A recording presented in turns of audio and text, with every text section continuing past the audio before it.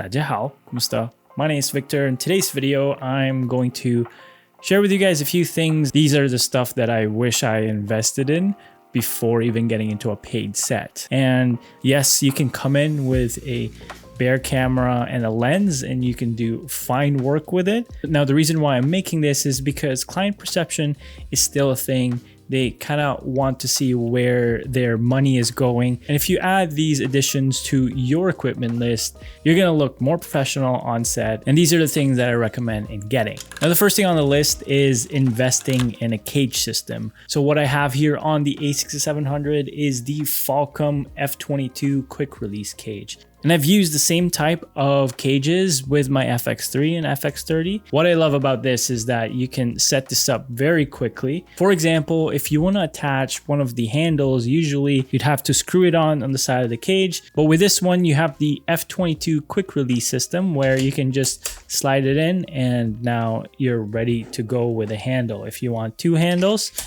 boom, set up for you in seconds and you can just take it out very quickly.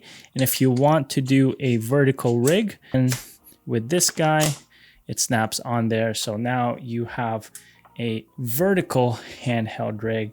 And even in the top handle, you can even put it on here and see how sturdy it is once it gets locked. And to unlock it, press the release button and you should be good to go. Same with this guy. Now you're back into your original camera form. Now you can just pack this up very quickly. And with a quick release system, you save time on set and you save time unpacking up, because after a shoot, you just want to go home and take a rest or maybe start editing, who knows. But from a cage system, you can build it out. I've built vertical rigs, cinema rigs with my FX3, FX30, and it's very similar on what you can do with any camera with a cage. Now, the second thing that I recommend getting is a heavy duty tripod. Now, it might not be the sexiest thing that you can buy. It's not a lens, it's not a camera, but a good sturdy heavy duty tripod will last you a long time. Now, I've bought myself cheap Amazon heavy duty tripods, and yes, they kind of work, but also they have some nuances that a typical heavy duty tripod would not have. And what I recommend getting is the free Blazer from Small Rig. It's a heavy duty tripod, it's budget enough, it's good price, and it does go on sale from time to time. I'm able to snag my second copy on Amazon Prime Day, and that it was only about $200-300 Canadian, about like $250 US. One thing that I love about this is that it's got a one-step system where there's only one locking mechanism on each leg. Now, setting up this tripod is efficient because once you unlock all three legs and you lift it up, it just stays on the floor. This feature is available on high-end tripods such as the Sackler Flowtech, and now we're getting it into budget options like the Small Rig Free Blazer. And if you do decide to get the whole tripod set with its video head, the panning and the tilting motions are fluid enough that I was able to get really solid shots for my telephoto shots. Even just product shots, I've enjoyed panning and tilting with the tripod head that's included with the free Blazer. It also features a quick release system, especially if you do have the DJI RS3.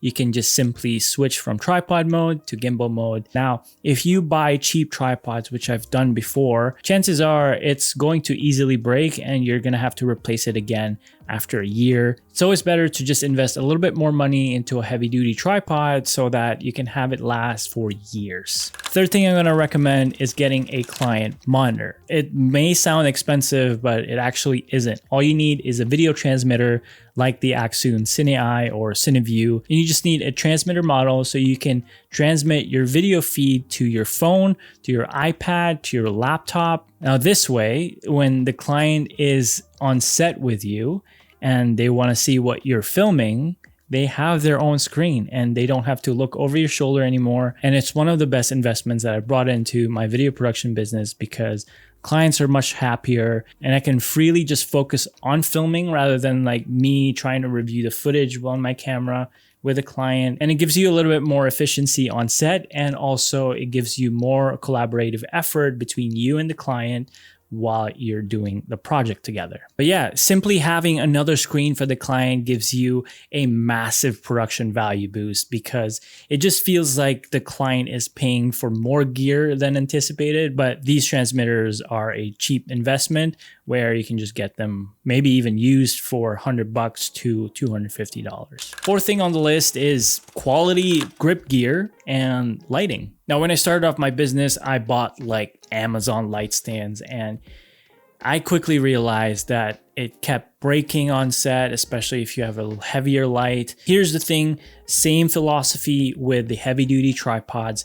If you invest more money in actual quality grip gear, then it's gonna last you forever. Now, for the lighting kit, there's a lot of budget options out there, especially when you're just starting. For me, that was the Nanlite Forza 300, and the Forza 60 came free with it. I think it was a Christmas promotion back in 2018. And after that, I thought I needed another light, which I found a Nanlite FS 300 on sale again. And I know the Forza 300 is gonna cost you a lot more, so I suggest getting 2 FS 300s, and you also have smaller lights on the FS line. Now, these lights have lasted me for a long time. Now, over time, I just added more accessories and more lights into my kit, but these 3 lights is what got me started into my video production business, and it's powerful enough for most applications, especially for small jobs. Now, if I'm doing bigger productions, I would just rent out stronger lights. And that's it. Those are the 4 things that I recommend investing early into your video production business, or if you're just a beginner wanting to turn pro, slowly invest in these things. You don't have to buy the latest and greatest, but spend the money on quality gear that will last you a long time. Because if you buy cheap gear, what's going to happen is that you're most likely going to buy it twice rather than just buying quality gear